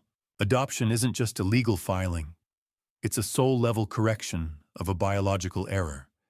And as I watched Corbin straighten Ria's dress in the quiet hallway, I saw a man finally reclaiming the piece of his heart that a thief had tried to monetize.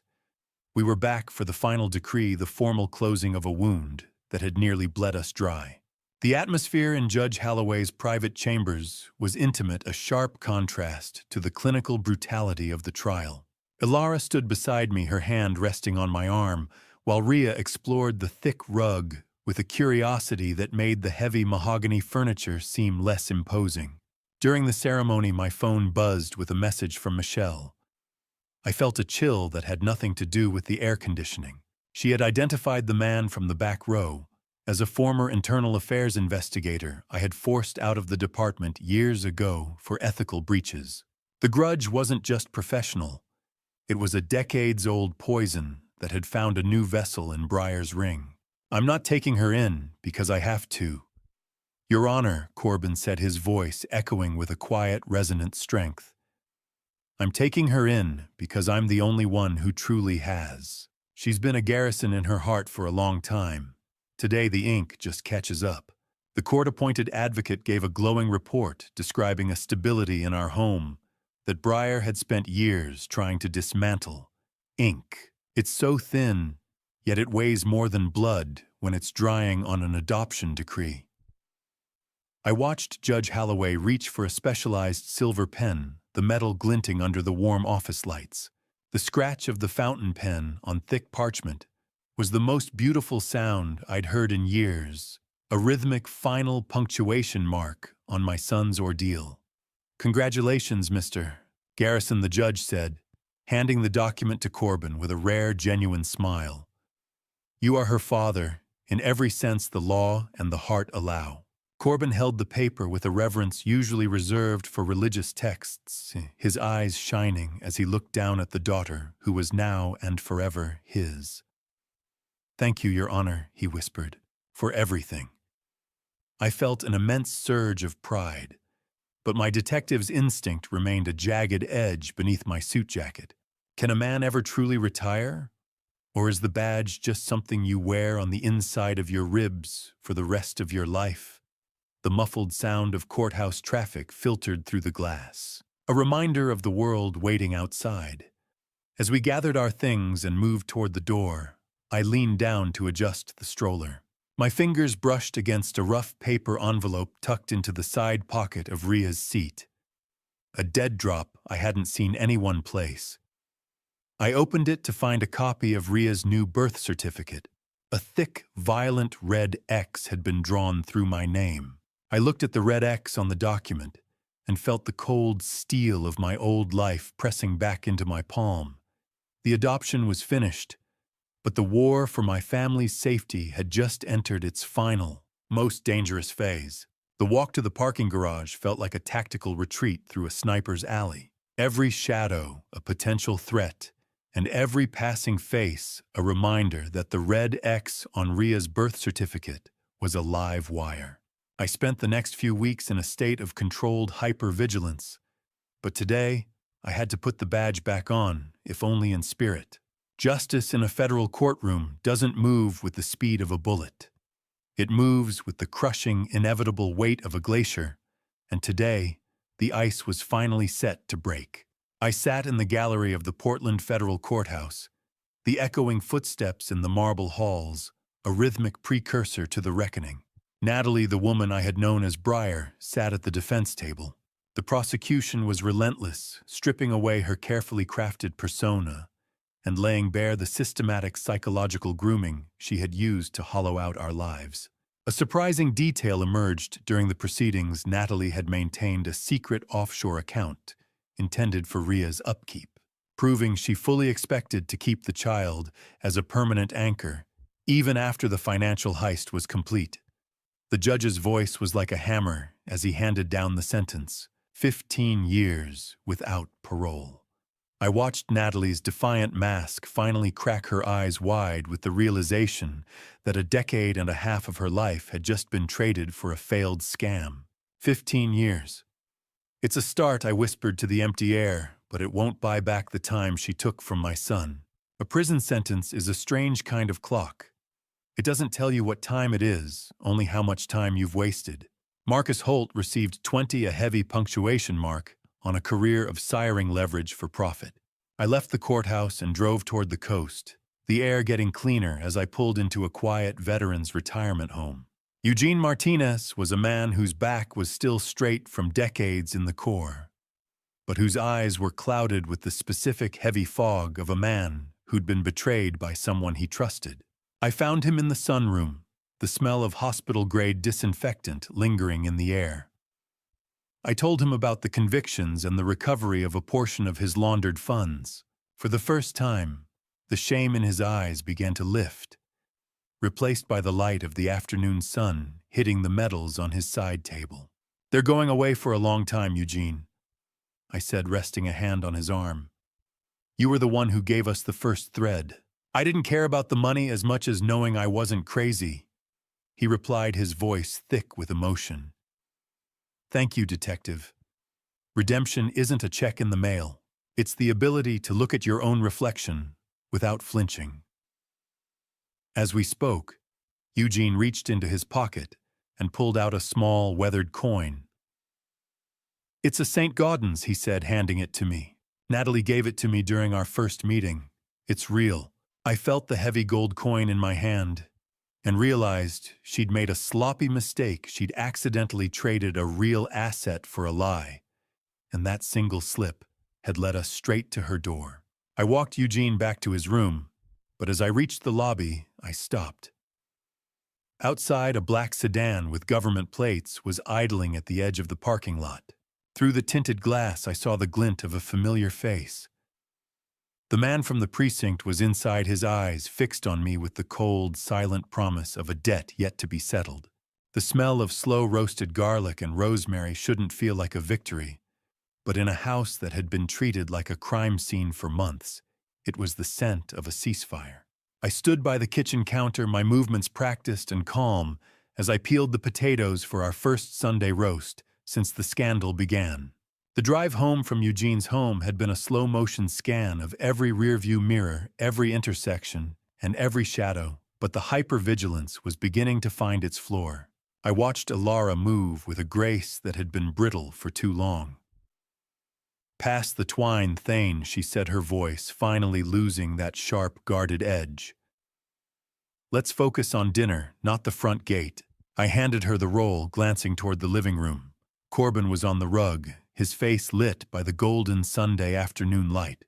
He was laughing a real deep-bellied sound as Rhea built a crooked tower of blocks. "He looks lighter, doesn't he?" I whispered to Alara. "Like he's finally stopped waiting for the floor to drop." I'd officially filed the evidence against the precinct mole with the FBI that morning, ensuring the man in the black sedan would be answering to his own internal affairs investigation before the roast even hit the oven. I had turned the tables for good, and the satisfaction was a quiet, steady warmth in my chest. Steam rose from the gravy boat. For a second, it looked like the fog over the Willamette. But this time, nobody was hiding in it.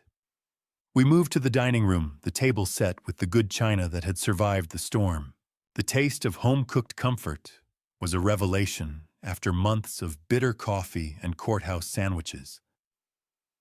I touched the silver gravy boat, feeling its solid, cool weight. Midway through the meal, a silence fell over us, but it wasn't the heavy, suffocating kind we'd grown used to. Rhea suddenly dropped her spoon, her wide, clear eyes fixing on Corbin. She reached out a small, chubby hand and gripped his thumb. "Dada!" She chirped, her voice ringing through the room like a bell. Look, Dada. Corbin froze, his fork hovering in midair. I saw his eyes glisten as he dropped his gaze to the child he had fought so hard to keep. "I see you, sweetheart," he whispered, his voice thick with a deep emotional catharsis. "I've got you." Is a family defined by the blood that flows through their veins, or by the courage it takes to stand at the stove and cook for the people you saved? I knew the answer as I watched them. The real resolution hadn't happened in Holloway's chambers. It happened right here in the quiet space between a father and a daughter. As we finished, Rhea wiggled out of her chair and crawled toward the radiator in the corner. She reached into the narrow gap behind it and pulled something out, her face triumphant. She toddled back to Corbin and dropped a small, glinting object into his palm. It was his missing wedding ring, the one Breyer had made him believe he'd lost during her months of gaslighting. The house was finally giving up its secrets, clearing out the last of the poison. I looked out the window one last time as the sun dipped below the trees, and for the first time in 30 years, the black sedan wasn't there, only the quiet, golden light of a life reclaimed. The sound of the front door locking for the night was the final punctuation mark on a story that almost ended in silence. I watched the banking portal screen transition from a warning red to a steady, rhythmic green, the digital pulse of a life's work finally returning to its rightful owner. I sat in the study, the digital ping of a successful bank transfer sounding like a chime of liberation. Corbin sat across from me, the light of the monitor reflecting in eyes that finally looked clear of the fog. Stephen Gallagher was on the speakerphone, his voice carrying a rare note of professional satisfaction. Through the federal seizure of Marcus Holt's laundered accounts, they had managed to claw back 90% of the funds Breyer had siphoned. "It's back, son," I said, leaning back in my chair. "Every penny they tried to turn into a ghost is solid again." Corbin didn't look at the numbers. "I don't care about the ledger, Dad," he replied. "I just care that she can't use them to find us anymore." Stephen then delivered an entry twist that made us both pause. The federal interest added from the seized criminal assets had actually left Corbin with a small surplus, a tidy sum that would serve as the foundation for Rhea's college fund. We spent the next hour reviewing the new legal safeguards, a fortress of trusts and alerts that ensured no single person could ever hollow out our lives again. Money is just paper and pixels until someone tries to use it as a knife. Then it becomes the most dangerous thing in the room. I felt the weight of the protection I'd provided, a heavy but necessary mantle. Later that afternoon, I carried a heavy canvas bag of coins down to my garage workshop. The smell of ozone and old metal met me as I fired up the induction furnace. I watched the fake gold eagles and lead-core Morgans lose their shape, the microscopic tooling marks of the ghost watermark melting into an unrecognizable slag. The roar of the induction furnace was a cleansing sound, the sight of glowing molten metal a visual representation of the truth burning through a mountain of deception. "You look like gold, but you're just lead and greed," I muttered, watching the lies liquefy. Dust to dust. Lie to lie. Fire is the ultimate auditor. It doesn't care about your story, only your substance. As the metal cooled into a worthless gray lump, I reached for the very last fake coin case at the bottom of the bag. Inside, tucked behind the felt lining, I found a tiny, real lock of hair, Ria's first haircut. My hand froze on the cold casing.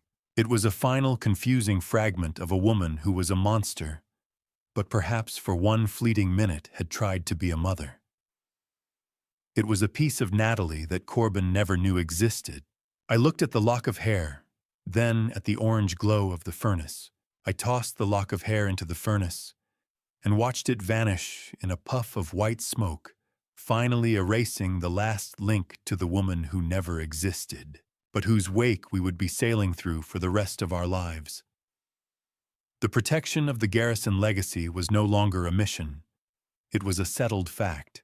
As the metal hardened into a dull, honest weight, I realized the ghosts were finally gone.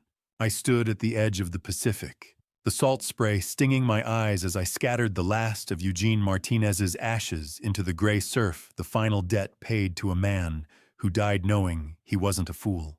The sound of crashing waves against the jagged Oregon cliffs provided a rhythmic, mournful salute to a Marine who had spent his final days fighting a war he never expected to face in his own living room. The smell of sea salt and damp sand filled my lungs, a cleansing contrast to the ozone and melting lead of my workshop. Carrying out Eugene's final wish felt like closing a circle I hadn't realized was open. The recovery of his money hadn't just been a financial victory. It allowed him to die with his straight-backed dignity intact, rather than in the suffocating shadow of shame. I reflected on how his small gold coin, the ghost that Natalie had sloppily traded away, was the single thread that saved my own family. To honor that legacy, I had used the small surplus from the criminal asset seizure to set up a modest scholarship in Eugene's name for children of veterans. "You weren't just a victim, Eugene," I whispered to the wind. "You were the first line of defense. Rest easy, Marine. The watch is covered." An entry twist awaited me back in my study, tucked inside a sealed letter Eugene had left with his estate lawyer. It contained a name, a silent partner in the precinct, who had protected the ring's interests. My stomach dropped as I read the confirmation. The mole wasn't just a disgruntled investigator, but a high-ranking captain I had trusted for a decade. A predator doesn't go away just because you beat them. They just find a different forest to hunt in. By January, I had returned to my morning workout at the gym, where the Trojan horse had first entered Corbin's life. I moved through the rows of machines, my eyes habitually scanning the room for the timed spills and the over-eager smiles of professionals. I found myself watching a young man on the stationary bikes, looking vulnerable and distracted, the telltale wedding ring, tan line on his finger, screaming of a recent divorce. Within minutes, a woman approached him. Her approach too perfect. Her smile too practiced. "You think you're safe because you locked the door.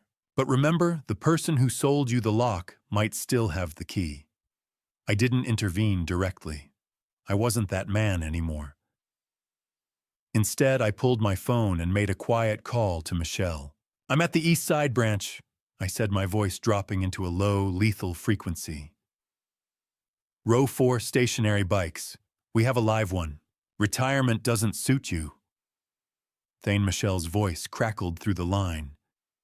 "You're still seeing the ghosts before they even appear." Maybe she was right. But as I adjusted my position, the woman I was watching suddenly looked up. She didn't look startled.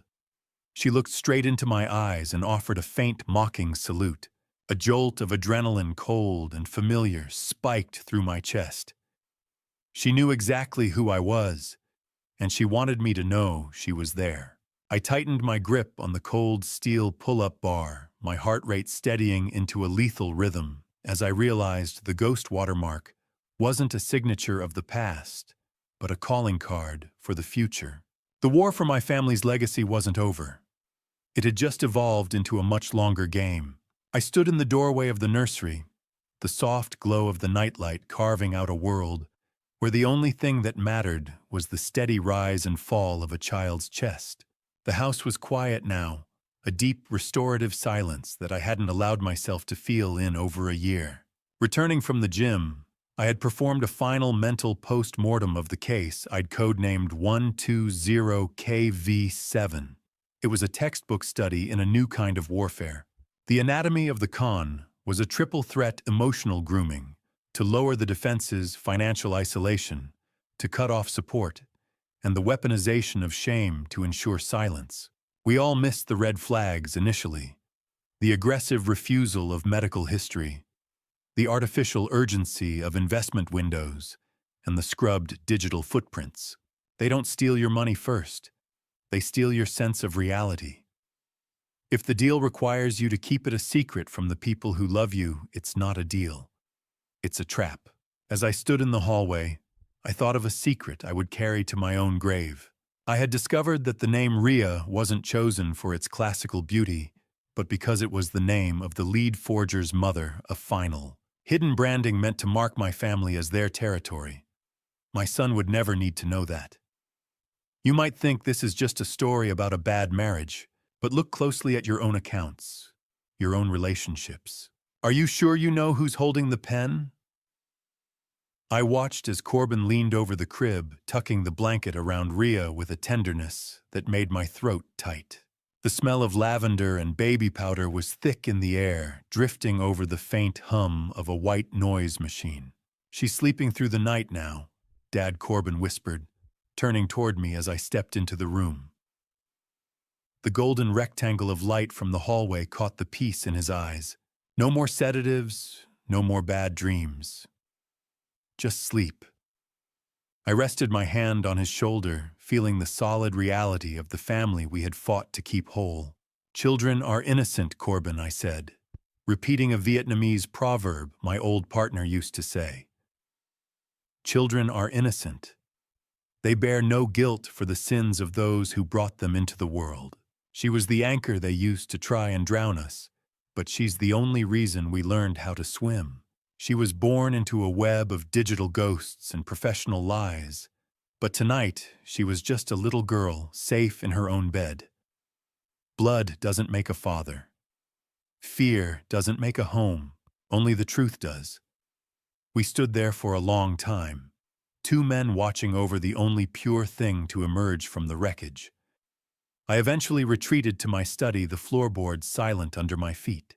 I opened the heavy oak desk and reached for the cold metal handle of the bottom drawer. I placed my retired badge inside, setting it right next to the recovered St. Gaudens gold coin Eugene had given me. I realized then that my true legacy wasn't the thousands of files I'd closed or the criminals I'd put behind bars. It was the two people sleeping down the hall. I closed the nursery door and walked toward the stairs, the house finally silent, but in the back of my mind, I was already drafting the first line of the next file. Looking back at this family story, I realize I almost let my hunger for a peaceful retirement blind me to the predator circling my son. I was so focused on trusting the surface that I nearly missed the rot underneath. Don't make my mistake. Never trade your instincts for the comfort of avoiding conflict. The moment something feels off in your family story, investigate it. Your gut is often smarter than your hope. This journey of dad revenge taught me that protection isn't just about locked doors and security systems. It's about staying vigilant, even when love makes you want to look away. The hardest part of dad revenge wasn't gathering evidence or coordinating with the FBI. It was accepting that evil doesn't always look like a monster. Sometimes it looks like the person passing you the potatoes at Sunday dinner. My dad revenge wasn't about anger. It was about refusing to let my son's kindness be weaponized against him. The lesson is simple. Predators count on your politeness, your desire to avoid drama, and your fear of being wrong. Break that pattern. Ask the hard questions. Demand the uncomfortable answers. I believe the Lord's timing brought the truth to light just before the shadows could consume us entirely. Faith and vigilance aren't opposites. They're partners in protecting what matters most. Thank you for walking with me through every twist of this journey. I'd genuinely love to hear from you in the comments. What would you have done if you found yourself in Corbin's position? Discovering the person you loved was a stranger. Your perspective means everything to me. If this family story resonated with you or made you think differently about trust, please consider subscribing so you won't miss the stories ahead. A gentle reminder, while inspired by real patterns of financial fraud and family betrayal, certain elements have been dramatized for storytelling impact. If this narrative style isn't